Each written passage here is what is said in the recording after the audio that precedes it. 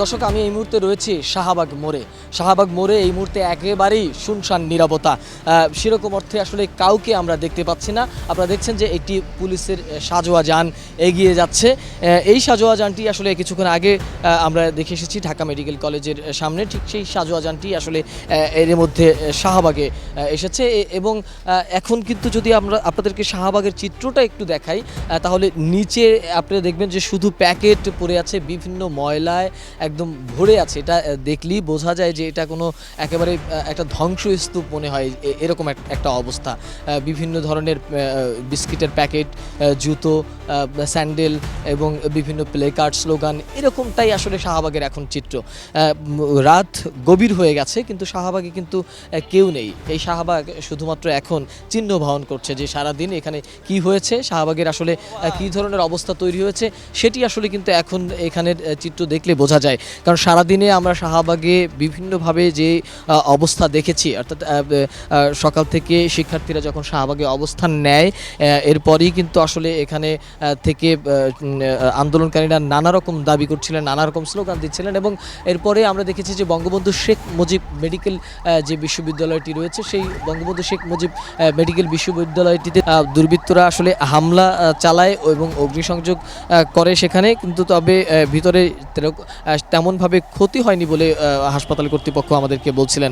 এরপরও কিন্তু আসলে এরপরে এখান থেকে শিক্ষার্থীদের একটি দল বাংলা মোটর হয়ে কাউরান বাজারের দিকে এগিয়ে যাচ্ছিলেন, অর্থাৎ তারা গণভবনমুখী ছিল আসলে।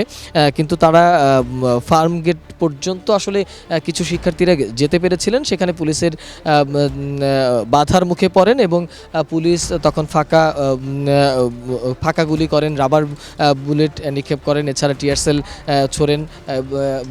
এসব কারণে আসলে শিক্ষার্থীরা ওই দিকটায় আর যেতে পারেননি এবং ফার্মগেট থেকেই আসলে তারা ফিরে আসে। এরপরে তারা বাংলা মোটরে কিছুক্ষণ অবস্থান করেন এবং সেখানে বাংলা মোটরের একটি রূপায়ণ টাওয়ারের একটি ভবনে তারা অগ্নিসংযোগ করে। 100% কপার কন্ডেন্সারে তৈরি ভিশন ফ্রিজ, তাই গুণে মানে অটুট থাকে বছরের পর বছর।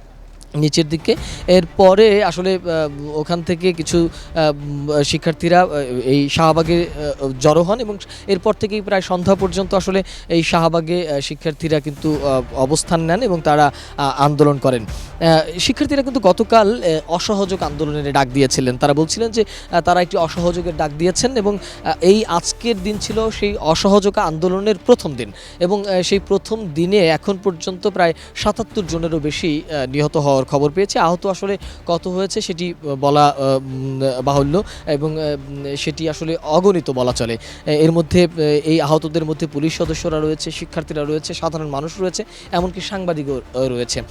এরকমইভাবে সারাদিন আসলে ধাওয়া পাল্টা ধাওয়া, সংঘর্ষ, আওয়ামী লীগের সাথে কখনো সংঘর্ষ পুলিশের সাথে, এবং সারাদিনই সরকারি যে গুরুত্বপূর্ণ স্থাপনাগুলো রয়েছে সেই স্থাপনাগুলোতে সেনাবাহিনী মোতায়েন ছিল। তবে সেনাবাহিনীর সাথে শিক্ষার্থীদের কোনো ধরনের সংঘাত বা সহিংসতার ঘটনা আসলে চোখে পড়েনি। শাহবাগের এই এখন কিন্তু আসলে অনেক গভীর রাত বলা চলে। সেই গভীর রাতে শাহবাগে এখন একেবারেই শুনশান নিরাপত্তা। না আছে আইনশৃঙ্খলা রক্ষাকারী বাহিনীর কোনো সদস্যরা, না আছে শিক্ষার্থীদের সেই স্লোগানে পুরো কম্পিত ছিল, না আছে সেই স্লোগান, না আছে আইনশৃঙ্খলা বাহিনীর কোনো রাবার বুলেট কিংবা সাউন্ড গ্রেনেডের শব্দ।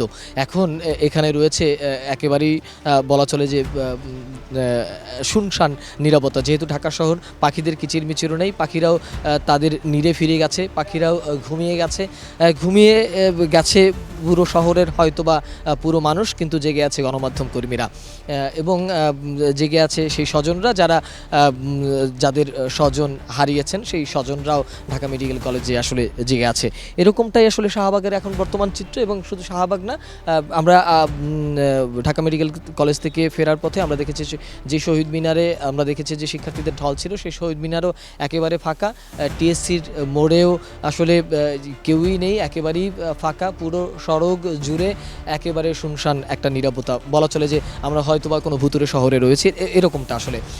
দর্শক, আপনাদেরকে শাহবাগের চিত্রগুলো আসলে এরকমটাই বলছিলাম যে সারাদিন যেই শাহবাগে স্লোগানে কম্পিত ছিল, সেই কেন্দ্রটি অর্থাৎ শাহবাগের সেই স্থানটি এখন একেবারেই নীরব। এখানে এখন কেউ নেই, কয়েকজন রিক্সা চালক রয়েছেন, তারাও আসলে বসে আছে, চুপ করে আছে, তাদের মুখেও কোনো কথা নেই।